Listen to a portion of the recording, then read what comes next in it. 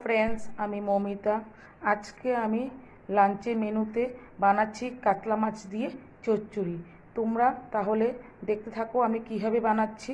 এখানে আমি কাতলা মাছ নিয়ে নিয়েছি, আর এখানে নিয়ে নিয়েছি টমেটো, আর এখানে নিয়ে নিয়েছি বেগুন, আর এখানে নিয়ে নিয়েছি কাঁচা লঙ্কা, আর এখানে শুকনো লঙ্কার গুঁড়ো নিয়ে নিয়েছি, আর এখানে জিরের গুঁড়ো নিয়ে নিয়েছি, এখানে হলদির গুঁড়ো, লবণ, অল্প রসুন নিয়ে নিয়েছি, ধনেপাতা নিয়ে নিয়েছি। আমি এগুলি কীভাবে বানাবো একবার তোমরা দেখতে থাকো। এখানে আমি অল্প হলুদ দিয়ে দিয়েছি, এখানে আমি অল্প লবণ দিয়ে দিয়েছি, এখানে আমি অল্প মরিচের গুঁড়া দিয়ে দিয়েছি। তারপর এটাকে আমি ভালো করে মিক্স করে আমি কড়াইটা বসিয়ে দিয়েছি। কড়াইটা বসানোর পর তারপর আমি কড়াইতে তেল ঢেলে দিয়েছি। জারে কাঁচা লঙ্কাগুলি দিয়ে দিলাম, তারপর আমি জিরের গুঁড়োটাও দিয়ে দিলাম, তারপর আমি হলুদ গুঁড়োটাও দিয়ে দিলাম, তারপর আমি এখানে কাঁচা শুকনো লঙ্কার গুঁড়ো দিয়ে দিয়েছি। এটা আমি ভালো করে পেস্ট করে নেব। আমার পেস্টটা হয়ে গেছে। তারপর আমি তেলের মধ্যে মাছগুলি ছেড়ে দিলাম। আমার মাছগুলি ভাজা হয়ে গেছে।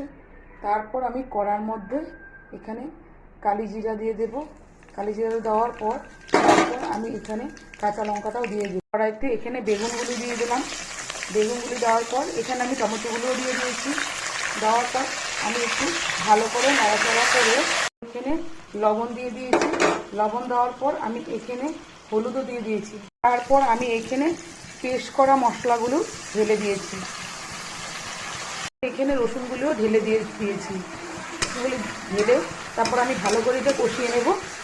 এখানে বেগুন আর টমেটোটাকে ভালো করে কষিয়ে তারপর আমি জল ঢেলে দিয়েছিলাম। জল ঢালার পর তারপর আমি এক এক করে মাছটাও দিয়ে দিয়েছিলাম। মাছটা দেওয়ার পর অল্প ফুটিয়ে নিয়ে তারপর আমি এখানে কাঁচা লঙ্কা আর ধনেপাতা দিয়ে দিয়েছি। তাহলে আমার এখানে আজকের মধ্যে এখানে কাতলা মাছের চচ্চড়ি রেডি হয়ে গেছে। তোমরা একবার ট্রাই করে দেখবে তোমাদের কেমন খেতে লাগে। তোমরা আমাকে ফেসবুক পেজ থেকে আমাকে ফলো করে দেবে, আর আমাকে ইউটিউব চ্যানেল থেকে আমাকে লাইক, কমেন্ট, শেয়ার আর সাবস্ক্রাইব করে দেবে। টাটা।